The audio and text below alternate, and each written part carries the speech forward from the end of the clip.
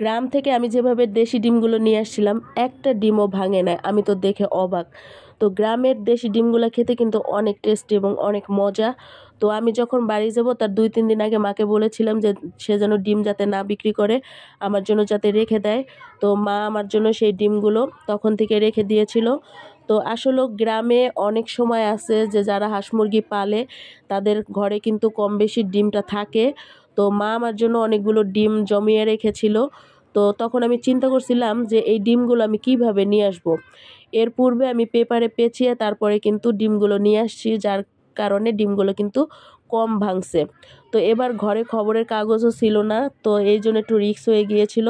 তো তারপরে আমি চিন্তা করলাম যে না, এগুলি আমি পলিথিনে ২-৩টা পলিথিনে ভরে তারপরে নিয়ে আসবো।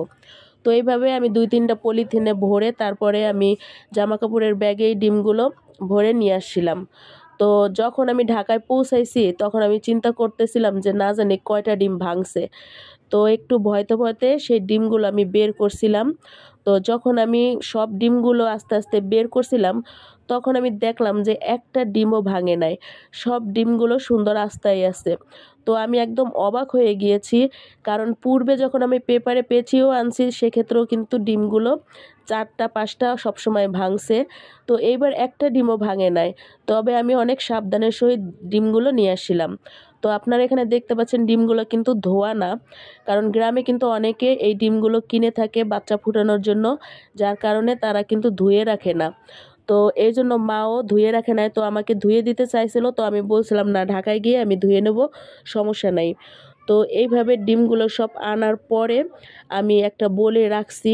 তো এখন আমি এই ডিমটা কিছু সময় পানিতে ভিজাই রাখবো যাতে উপরের ময়লাগুলো একটু নরম হয়ে যায় এবং খুব সহজে ধোয়া যায়। তো ১৫ থেকে ২০ মিনিট আমি এই ডিমগুলো সুন্দর পানিতে ভিজাই রাখছিলাম।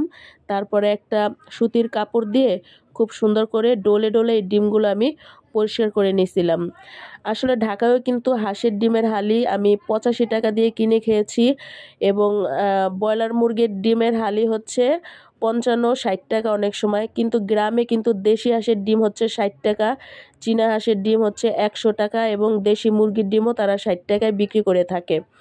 তো সেহেতু আমি গ্রাম থেকে একটু কষ্ট করে নিয়ে আসছিলাম। তো এই যে দেখুন ডিমগুলো আমি ধুয়ে তারপরে খুব সুন্দর করে কিছু সময় আমি ফ্যানের নিচে রাখছিলাম যাতে ডিমগুলো সুন্দর শুকিয়ে যায়। তো এভাবে আমি সব ডিমগুলো সংরক্ষণ করেছিলাম। তো তারপরে আমি এই ডিমগুলো ফ্রিজে রেখে দেবো। এই ডিমগুলো আসলে অনেক দিন রেখে ফ্রিজে খাওয়া যাবে, কারণ বর্তমানে কিন্তু ঢাকায় ডিম পাওয়া যায়, কিন্তু তারপরেও আসল ডিম না নকল ডিম একটা প্রশ্ন কিন্তু থেকেই যায়। তো আপনারা যদি কখনো গ্রামে যান তাহলে এইভাবে ডিমগুলো নিয়ে আসতে পারেন এবং খাঁটি জিনিসটা খেতে পারেন। তো ভালো থাকবেন সবাই।